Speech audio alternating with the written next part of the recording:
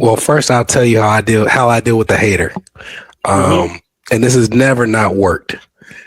To me, when I have somebody who I tell them something to think about financially, and the person raises their hand and tries to correct me or tries to say, in their experience or my experience, I've done it this way.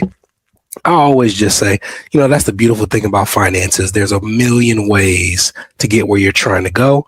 So I'm giving you a method that's worked for me. But the thing that I love is that there's other methods out there that can work for people who view things differently. So if you like my strategy, that's something to consider. If you're listening and you like this person's strategy, that's something to consider as well. So now I have affirmed that person. So how on earth could they keep hating on me? It's like I just made you look good in front of this entire audience. Unless what you're saying doesn't make sense to anybody in the audience. And then they self-selected you out the way. So there's never not worked. I give people their support and their congratulations. Hey, I'm glad for your experience. This is my experience. I keep it pushing. Now, to the person who doesn't get what I'm trying to say, there is going to be a point where if they're just incapable of getting it, unless we have a one-on-one conversation, I'll say, hey, we got to move forward, but let's have a quick conversation after. But if I don't convert someone to having a meeting with me, I don't typically see that as a failure.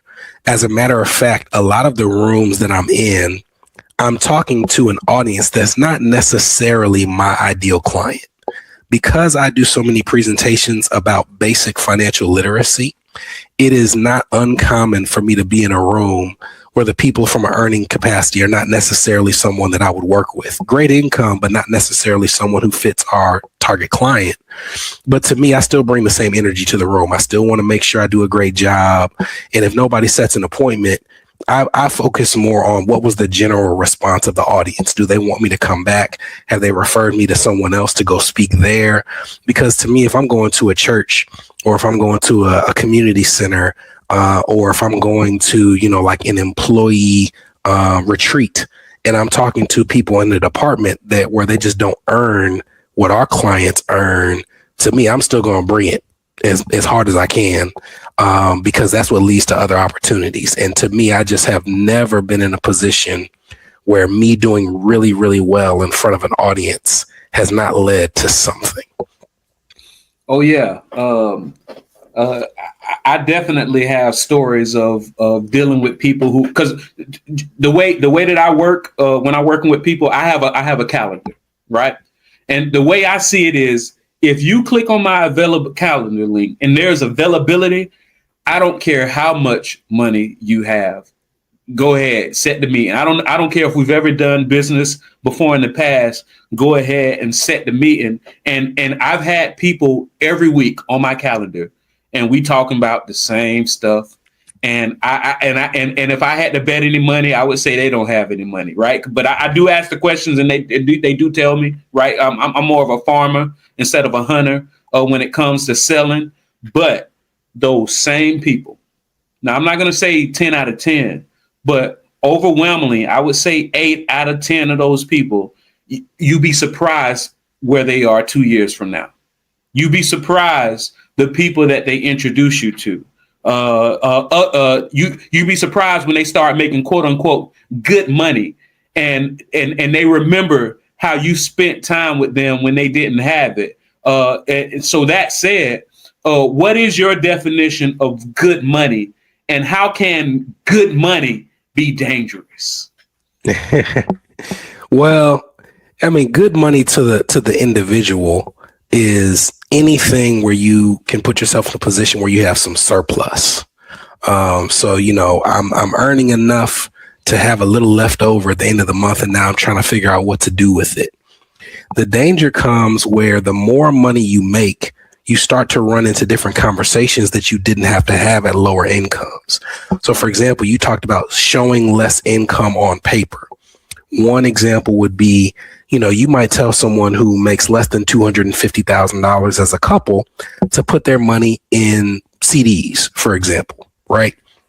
Well, if you tell that same thing to somebody who earns over $250,000 and doesn't need that income from the CD, then they have to pay income on the interest just like they earned it, but they also have to pay an additional 3.8% in net investment income tax.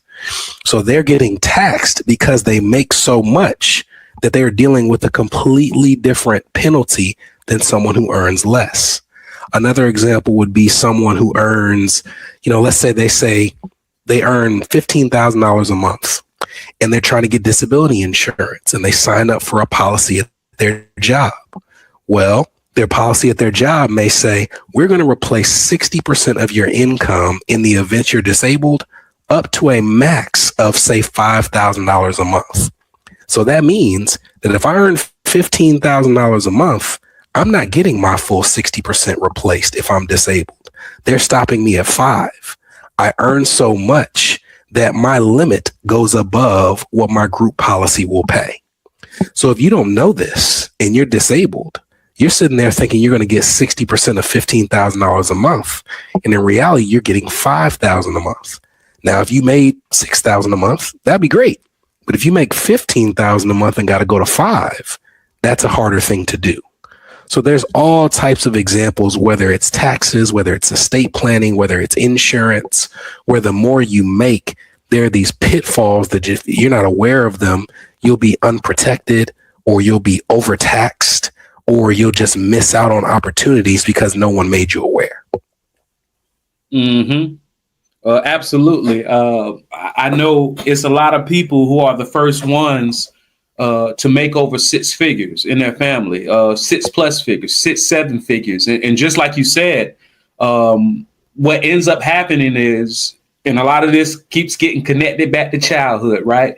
Who were the people that you went to that even in retrospect, you were like, okay, even though I didn't listen then, that was good advice, right? And then as you get older, you even whether you were an obedient child or a non-obedient child, typically the obedient child ends up becoming more and more obedient toward that authority figure. And even that non-obedient child typically ends up looking back in retrospect and saying, you know what, I should have listened, right?